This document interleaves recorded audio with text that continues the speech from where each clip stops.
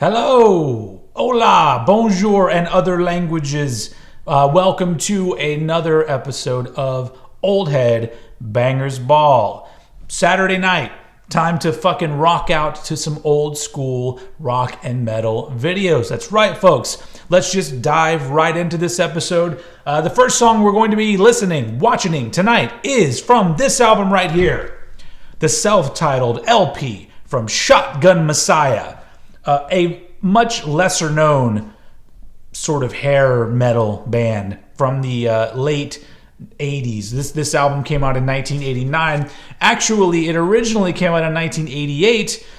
This band is from Sweden, and in Sweden they were previously known as Kingpin, and this album had previously come out under the title Welcome to Bop City. But they got a record deal in America. They even fucking relocated to America to make it big, folks. And this was the album that we got. And if you're into that fun Hades, no, don't be Hades. We're likeys. 80s hard rock stuff. Then this is right up your fucking alley. I think this album is fun as fuck. And the song we're going to be listening to is called Shout It Out.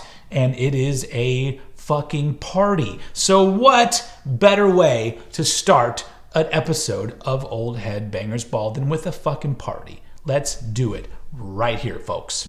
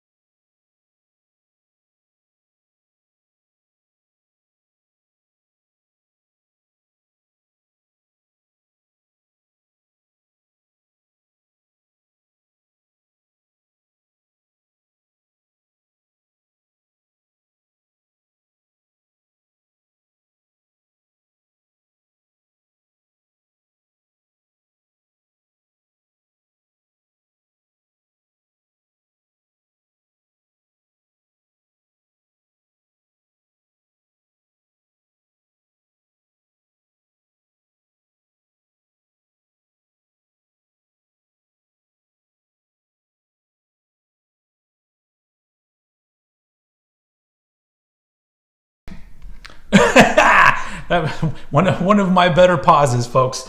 As you can see, this is there's not a whole lot to say here. You know exactly what these guys were going for. I mean, even the idea "shout it out" that just seems very overdone in hard rock music. And it's weird because if you notice the beginning of the song, the guitar player and the bass player are doing this kind of rapping thing back and forth. And then finally in the pre-chorus, the actual lead vocalist comes in, this dude right here, who is actually the only who is this time. So brain, no worky times today. So this guy is only the lead vocalist on the first Shotgun Messiah album. They did two other albums after this, and the blonde gentleman on guitar, I believe, became the lead vocalist. And they also changed their sound. They seem to kind of go along with the times. And at this point, I guess in '89, the hair metal thing was still going pretty strong. I guess probably especially in Sweden. But you can't deny the fucking fun of this fucking song. They're not trying too hard. I don't think. I feel like this is just a let's make some fun music and this is how it comes out, and their whole demeanor is very just like, hey man, we're some party dudes, come party with us. Only with Swedish accents. I can't do a Swedish accent. I'm not even going to try. Let's continue.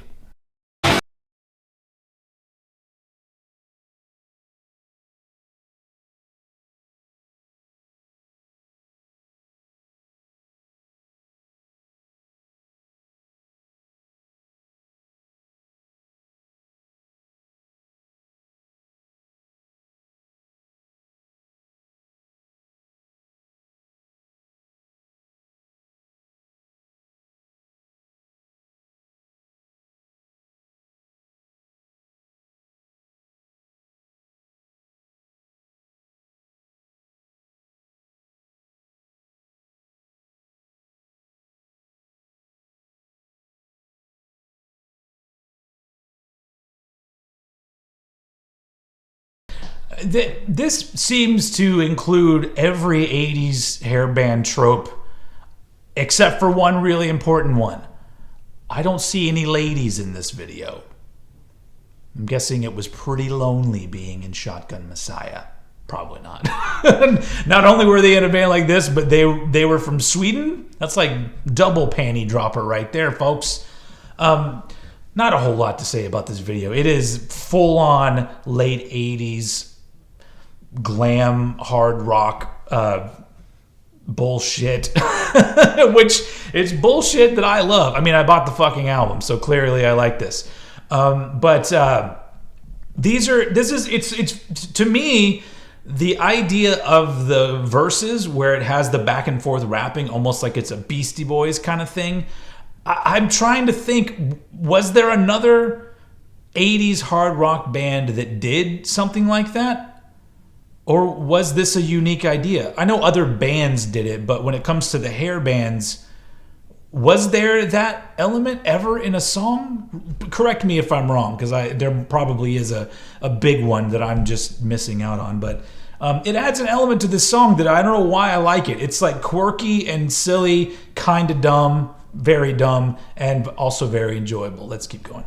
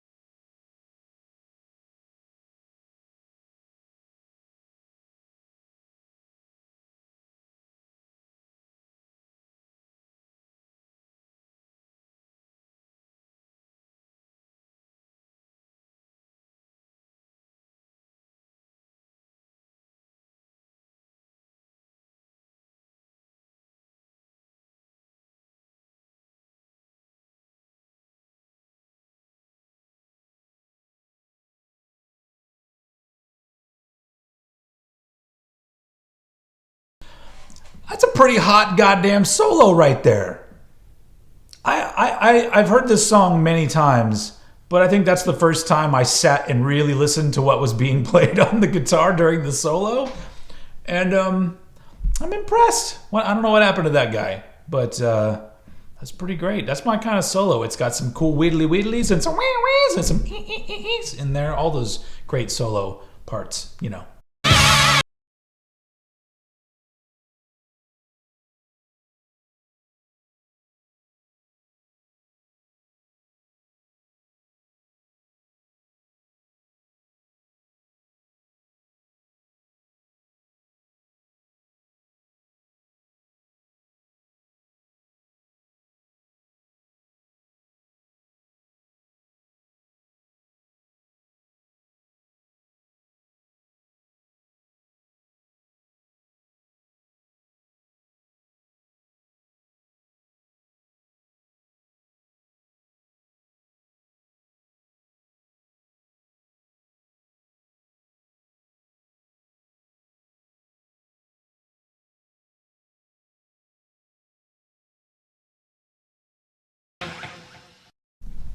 So there you have it. Shotgun. I'm telling you, I'm having a stroke or something is happening right now. I'm just kidding. Shotgun Messiah was shouted out. And so I really like that album. And it's all kind of fun shit like that.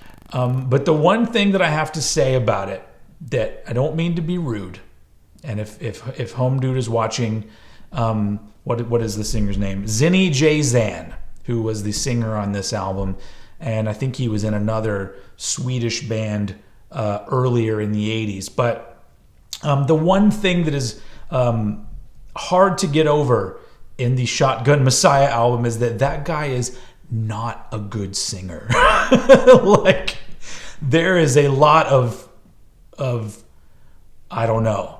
There's a lot of moments where you go, whoa, okay, you're struggling a little bit there with some of the most simplest of vocal melodies. And so I guess it makes sense why they got rid of him and the other two dudes. They're already doing vocals, so home dude plays guitar or was he the bass player? Fuck, I don't know. I think he was the bass player. We're talking way too much about this song. Let's move on to the second song of the night. All right, folks. So tonight, for the thrash metal portion of the show, we're going to hang out here in 1989. But we're going to head over to Germany, and we're going to be listening to a song from one of the big four of thrash from Germany. We're going to be listening to the song Betrayer by the band Creator. Fucking amazing thrash metal band, has been going since the 80s, still going today, albeit with a different lineup. I think the vocalist, guitarist is the same, and I think that might be it. It doesn't matter though. This particular lineup and this particular album, which is called Extreme Aggression, it fucking kills. Obviously, I don't own a copy of this because I'm pointing at a fucking picture, and that's sad. But one day I will have it. If anyone out there owns any of these albums that I don't have and you want to part ways with them, just send them my way. I'll send me an email and I'll give you my address. Send me whatever you want. Now that I'm thinking about that, no, never mind. I don't trust you fucking people. Anyway, so yeah, let's just fucking get to it. The song is called Betrayer. I think I already said that. 1989, Creator. This is one of those songs that just fucking kicks you in the nads. I don't know why. So be prepared, ladies. So let's fucking do it. Creator, Betrayer.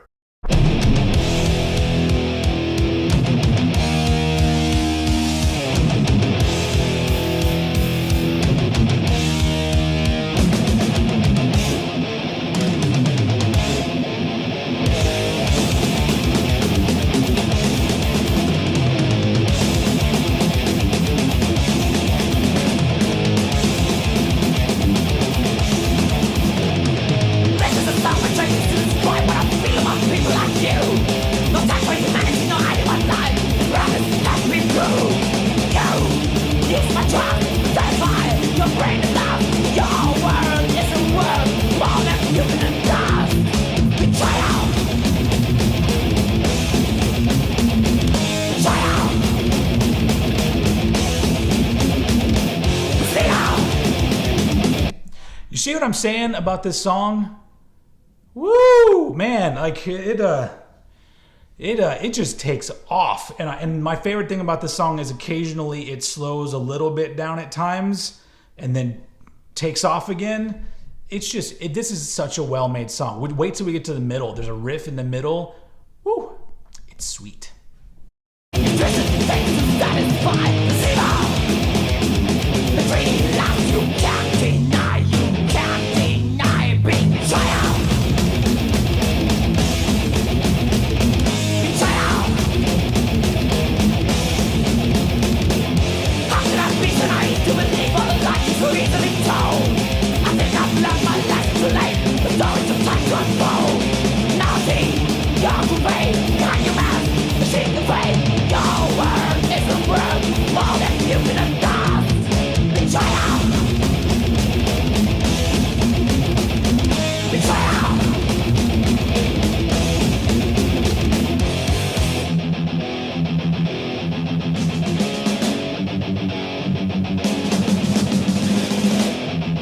All right, so it's a little breakdown here. This is not the riff I'm talking about. I'm gonna indicate. You should know. You see what I'm talking about with this song? It's literally just badass moment after badass moment, and man, is it the best Creator song? Put your thoughts down below. What's the best Creator song? Because this has got to be up there.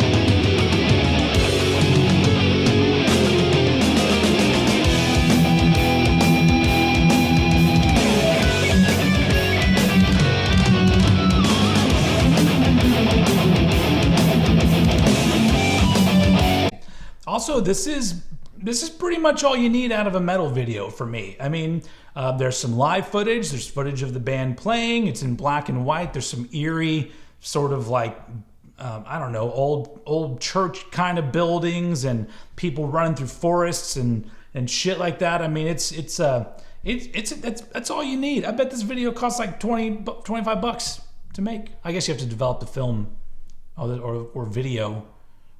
Yeah, this was 89, so this is probably video. Some probably on film. These are the things that I don't need to talk about. This is nonsense.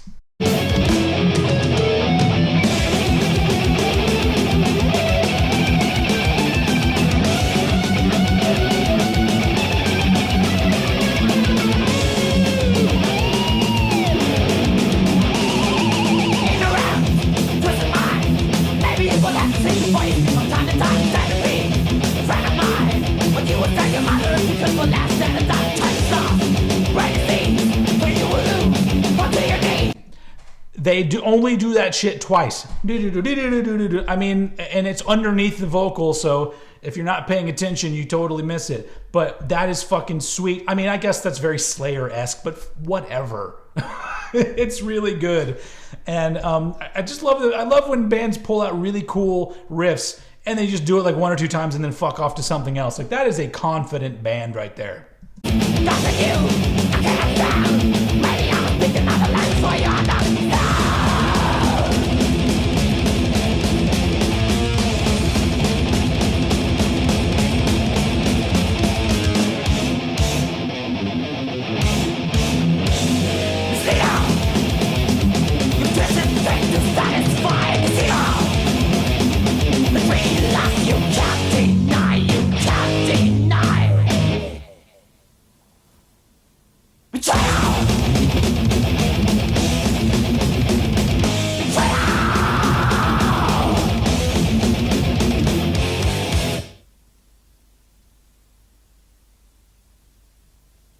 Fuck yeah. Oh shit, my hair's all in my eyes. I can't see shit. It's the fucking shit. That is good shit right there. Creator. The song is called Betrayer. The album is called Extreme Aggression. I'm having such a hard time talking tonight. I don't know what's going on with me. Anyway, I probably need to go take a nap. I'll do that after the episode. But we still have one more video to watch tonight, folks. And we will be right back with the last video of the night after this message. Hit Parader, America's #1 heavy metal magazine, presents the Heavy Metal Hotline. It's your chance to hear directly from superstars like Kiss, Dio, Anthrax, Ozzy, and Poison. They'll tell you their wildest tour stories and reveal secrets they've never told before. Plus, you'll hear the hottest metal news and gossip brought to you as only Hit Parader knows how. Catch the latest views and controversies on the Heavy Metal Hotline, your backstage pass to headbanger rock and roll. Call 1-900-660-METL. $1.50 the first minute, 35 cents each additional minute. 1-900-660-METAL. Welcome to Verizon Wireless. Your call cannot be completed as dialed. Now where am I supposed to get my hot metal news and gossip? Okay, so for the last song of the night, we're going to hop on back over to the United States, to New York to be exact, and to the year 1991. We're going to be watching a song from the band White Trash from their debut album, self-titled, just called White Trash. Some of you may have heard this band, some of you haven't. But it's a band that's very interesting to me because this is a song that was played on Headbangers Ball a few times. And when you hear it, you'll probably be like, what? How? But there's some sort of connection. The dudes have long hair, I guess. I don't know. But it's a really great example to me of in the late 80s and early 90s about how all these, I said, sometimes words don't come out the way I want them to. Let's start over. This is a great example of how a lot of really odd bands were all getting signed up.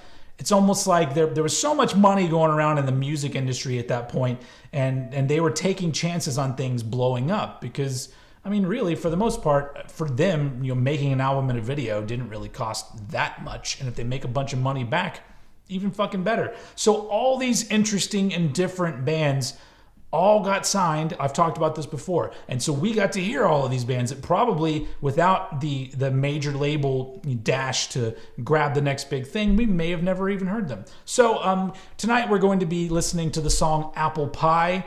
And not much else to say about this. You're going to listen to it and you're going to feel the vibe, folks. Here we go.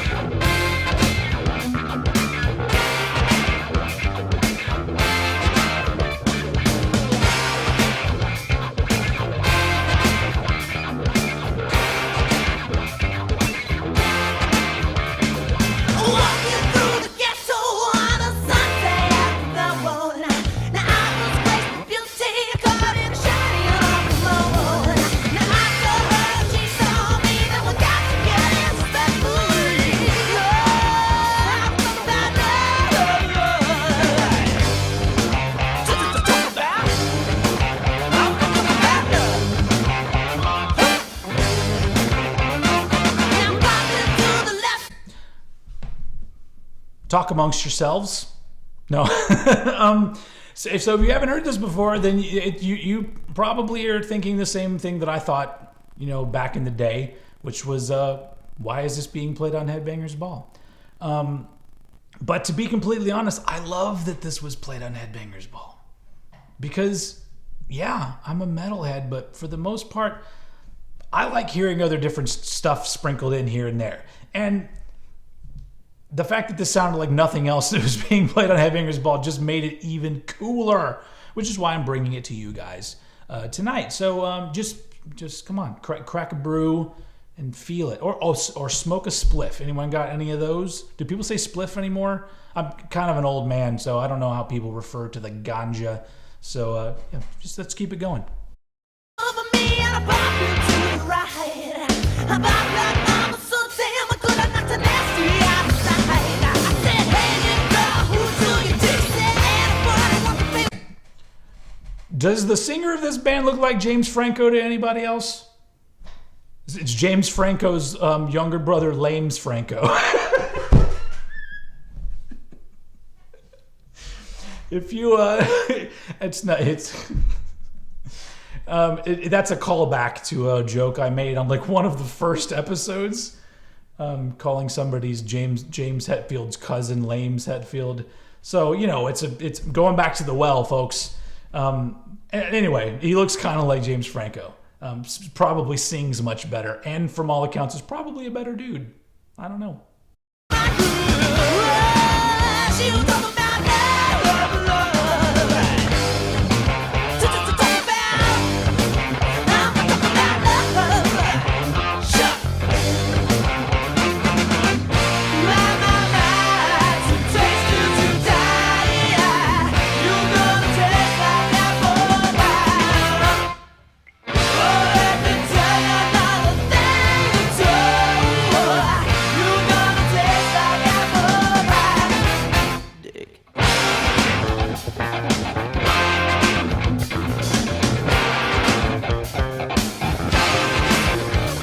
I mean, I gotta be honest, I enjoy this probably just as much as the Creator song. I don't know, there's something very cool about it, especially now. Like maybe in 91, it may have seemed a little bit lame. I don't really remember. I mean, in 1991, I was like 13, so I wasn't the old curmudgeon that you see before you today. I was a little more of a sponge, and I'm just like, oh, this is pretty cool, whatever.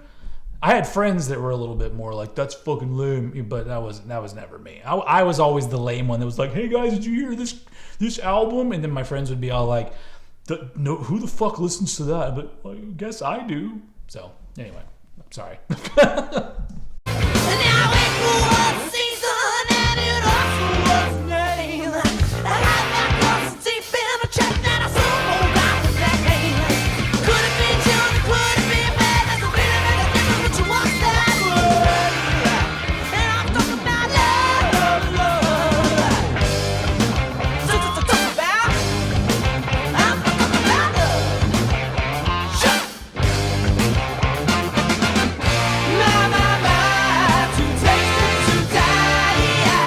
I have no idea why I did that.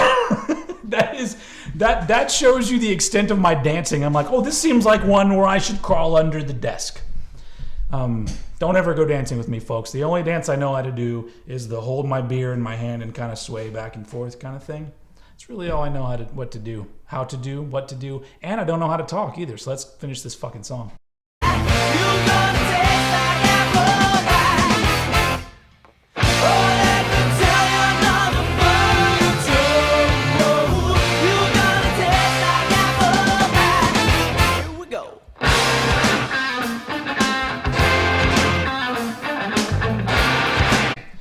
I guess when you pause on Home Dude right here, they look like they're a thrash metal band. It's a good pause too. It's Home Dude from Workaholics in the background now. So maybe that's why they got lumped in with metal bands, because they were I don't know. I don't know the history of this band. Maybe somebody should do a Bands You Should Know video and teach me all about them. Somebody should do that.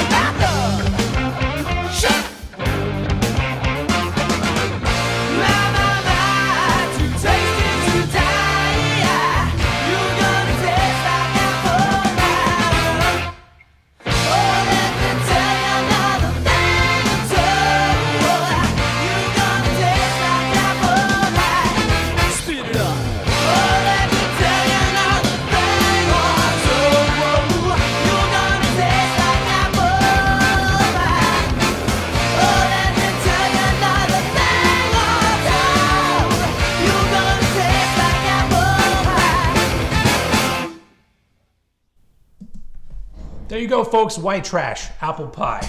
Another super fun video. They didn't need to do very much. The dude's rocking out in front of a white background, and then in what looks like some sort of a dump area next to what was that, the Brooklyn Bridge? I don't know monuments. Apparently I know very little about anything aside from the bands that I play on this show. And as we've learned, I know very little about White Trash. They are a band that's still going today. I know that they disbanded after this album and got back together with a different lineup later on, and then broke up and got back together. It was, as the story goes with a lot of bands. But I believe that there's a version of the band that exists now that has 4 of the members from this particular video. So go check them out there. I think that they're on the Instagrams and Facebooks and all of that shit. If you're into this, which I am, so maybe I should do a little more fucking research, people. Anyway, so that's it. That is the last video of tonight's Old Head Bangers Ball. Thank you very much for joining me once again. Please comment down below what you thought of these songs and throw me some ideas. Even though I'm still going through the process of vetting videos to make sure they won't get blocked, and some things I really want to play, I can't play. But maybe you guys will trigger some sort of a memory for me, and then I'll go, oh, that's a fucking good idea. Either way, keep the shit going down below, and keep on watching, and like and subscribe, and let everybody know about this channel and this show. Thank you for watching. I will see you all again next Saturday night. Bye.